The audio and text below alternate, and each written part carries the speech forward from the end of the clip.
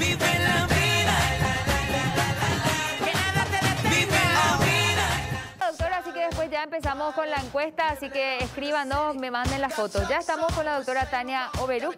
Ella es vicepresidenta de la Sociedad Paraguaya para el Estudio de la Obesidad y vamos a hablar de esto que preocupa porque hay muchísima obesidad en nuestro país y se está descubriendo que es un factor de riesgo demasiado importante para el coronavirus. Doctora, muy buenos días. Buenos días, Ani. ¿Cómo están? Muchas gracias por la invitación. Bueno, doctora, y sobre todo para poder hablar de algo tan importante. Así mismo. Bueno, estamos aquí con Amparo, con Carlitos, toda la audiencia y lo que queremos antes que nada es saber lo básico, ¿verdad? ¿Cuál es la diferencia entre obesidad y sobrepeso? Porque hay muchísimas personas que ahora están muy preocupadas porque están gorditas y dicen yo ahora estoy muy vulnerable por el coronavirus y se desesperan. La diferencia entre sobrepeso y obesidad hallamos con lo que se llama índice de masa corporal, que es la relación del peso con la talla del paciente. Es el peso dividido la talla al cuadrado. Eso nos sale en unos valores que hasta desde 25 a 29 llamamos sobrepeso. Un índice de masa corporal menor a 25 es un peso normal. Y ya un índice de masa mayor a 30, el paciente ya presenta el diagnóstico de obesidad. Y otra vez, dentro de lo que es obesidad, dividimos en grados, de acuerdo al índice de masa, que entre 30 y 35 es obesidad grado 1, obesidad leve. De 35 a 40 ya es una obesidad grave. Y a partir de un índice de masa corporal mayor a 40, ya es una obesidad mórbida o súper grave, ¿sí? Bien, doctora. Cabe destacar sí. Sí, con respecto a eso... Cabe destacar que ustedes estaban diciendo justamente lo peligroso de esta pandemia acá, sobre todo en Paraguay, es que no solo en Paraguay, en toda América Latina realmente está habiendo, podemos decir también una pandemia de obesidad, ¿sí? En Paraguay aproximadamente el 58-60% de la población está entre sobrepeso y obesidad, ¿sí? Entonces, prácticamente 6 de cada 10 paraguayos está con riesgo a contraer la forma grave de esta infección. Qué bárbaro. ¿Sí? Doctora. Porque la obesidad, tienen que saber, es un factor de riesgo independiente. ¿Qué significa independiente? Que no importa, no es que el paciente tiene que tener mayor a 65 años, o tiene que ser diabético, o tiene que ser hipertenso y obeso para que sea grave. Con el solo hecho de ser obeso ya es un factor totalmente independiente a que desarrolle la forma grave, que tenga mayor riesgo de ingreso al sanatorio y sobre todo ingreso a unidades de cuidados intensivos y a la muerte. Doctora, con respecto a esta obesidad mórbida que se da también y con un nivel bastante alto que tenemos de porcentaje aquí en nuestro país, actualmente, ¿cómo afecta esos factores que llevan a una persona de la obesidad a un factor de riesgo con respecto al COVID-19? ¿Por qué estas pacientes son de riesgo? Esa es la pregunta. ¿Cómo se da ese factor de riesgo? Porque los pacientes con obesidad, muchas veces los pacientes hacen análisis, controles, se sienten bien, más que las limitaciones que produce la obesidad, pero realmente por dentro el paciente obeso está con una inflamación crónica, ¿sí? O sea, todo el cuerpo, las arterias, la grasa están liberando muchos factores inflamatorios crónicamente, ¿sí? Y al sobreagregarse esta infección, que es una infección más grave, es como que en una inflamación crónica le agregamos una inflamación mucho más grave.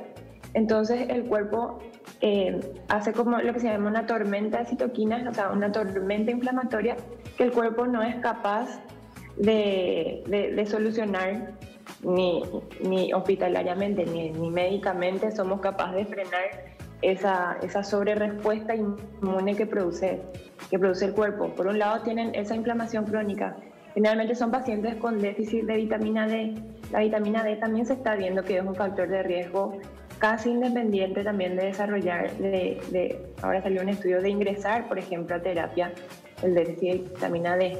Porque la vitamina D es una vitamina que ayuda mucho a la regulación de la respuesta de nuestras defensas, ¿sí? Entonces, los pacientes con obesidad también tienen un déficit de vitamina D. Por otro lado, tienen también mucha alteración, hablando de la respuesta inmune, de la microbioma intestinal. La microbioma intestinal es los organismos que tenemos en el intestino que ayudan a la digestión, ayudan a muchas respuestas inmunes. Ellos también tienen muy alterado el microbioma intestinal, ¿sí? Con respecto, entrando todo lo que es la obesidad en sí, porque eso es lo que más hoy día nos tiene en alerta. ¿Esto es realmente hereditario? Porque hay algunas personas que dicen, no, al final uno es obeso porque no se cuida, porque no toma todas las precauciones de salud, pero sin embargo se ha dado casos que los padres o uno de los padres es obeso y lastimosamente los hijos tienen cierta tendencia o están, sin embargo, subiendo de peso fácilmente más que otras personas. ¿Cómo se da realmente el tema de la obesidad? Sí, realmente hay patologías que producen obesidad. O sea, hay niños que pueden estar obesos como una enfermedad Prader-Willi. O sea, hay enfermedades genéticas que producen obesidad, pero esas son muy raras, ¿sí? Generalmente no es que se hereda, sino que lo que se hereda es las costumbres, ¿sí? Se hereda la forma de comer en la casa, no limitarle a los niños los dulces, las gaseosas, los panificados, o sea, que desde niños estén mal alimentados, que no se les dé frutas, verduras. Entonces son obviamente niños que en el adulto van a seguir la tendencia de alimentación de los padres y van a seguir en la vida adulta también con el mismo tipo de alimentación que aprendieron en la casa. Doctora... Pero no es una herencia genética. Ah, mira. Doctora, en este momento hay gente que está escuchando esto, que a lo mejor está con sobrepeso o con obesidad y se va a desesperar y va a querer recurrir a dietas extremas. Eso también es peligroso, ¿verdad? Porque puede disminuir las defensas. Claro. La recomendación que nosotros damos a los pacientes que están con obesidad es tratar de adoptar una vida saludable.